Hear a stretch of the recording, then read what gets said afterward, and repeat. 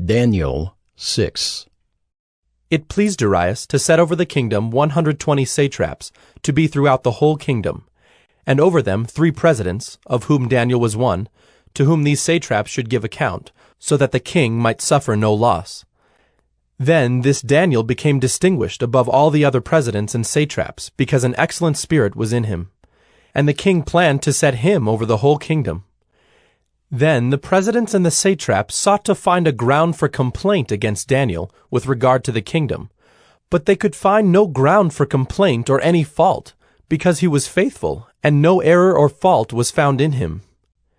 Then these men said, "We shall not find any ground for complaint against this Daniel, unless we find it in connection with the law of his God." Then these presidents and satraps came by agreement to the king, and said to him, "O King Darius, live forever! All the presidents of the kingdom, the prefects and the satraps, the counselors and the governors are agreed that the king should establish an ordinance and enforce an injunction that whoever makes petition to any god or man for 30 days, except to you, O king, shall be cast into the den of lions. Now, O king, establish the injunction and sign the document, so that it cannot be changed, according to the law of the Medes and the Persians, which cannot be revoked."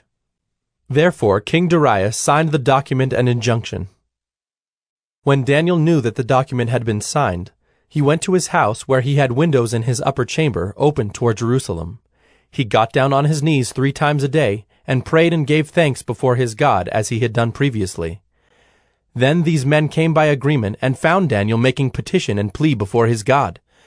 Then they came near and said before the king concerning the injunction, "O king, did you not sign an injunction that anyone who makes petition to any god or man within 30 days, except to you, O king, shall be cast into the den of lions?"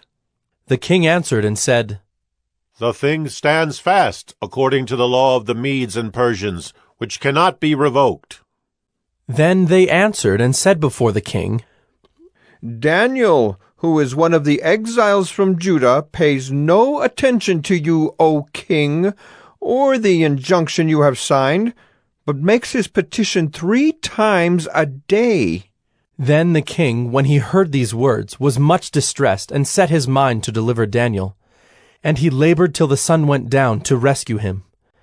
Then these men came by agreement to the king, and said to the king, "Know, O king, that it is a law of the Medes and Persians that no injunction or ordinance that the king establishes can be changed." Then the king commanded, and Daniel was brought and cast into the den of lions. The king declared to Daniel, "May your God, whom you serve continually, deliver you." And a stone was brought and laid on the mouth of the den. And the king sealed it with his own signet and with the signet of his lords, that nothing might be changed concerning Daniel. Then the king went to his palace, and spent the night fasting. No diversions were brought to him, and sleep fled from him. Then at break of day the king arose and went in haste to the den of lions. As he came near to the den where Daniel was, he cried out in a tone of anguish. The king declared to Daniel, "O Daniel, servant of the living God, has your God, whom you serve continually, been able to deliver you from the lions?" Then Daniel said to the king, "O king, live forever! My God sent his angel and shut the lions' mouths, and they have not harmed me, because I was found blameless before him, and also before you, O king. I have done no harm." Then the king was exceedingly glad, and commanded that Daniel be taken up out of the den. So Daniel was taken up out of the den, and no kind of harm was found on him, because he had trusted in his God. And the king commanded, and those men who had maliciously accused Daniel were brought and cast into the den of lions, they, their children, and their wives. And before they reached the bottom of the den, the lions overpowered them and broke all their bones in pieces. Then King Darius wrote to all the peoples, nations, and languages that dwell in all the earth, "Peace be multiplied to you. I make a decree that in all my royal dominion people are to tremble and fear before the God of Daniel, for he is the living God, enduring forever. His kingdom shall never be destroyed, and his dominion shall be to the end. He delivers and rescues. He works signs and wonders in heaven and on earth. He who has saved Daniel from the power of the lions.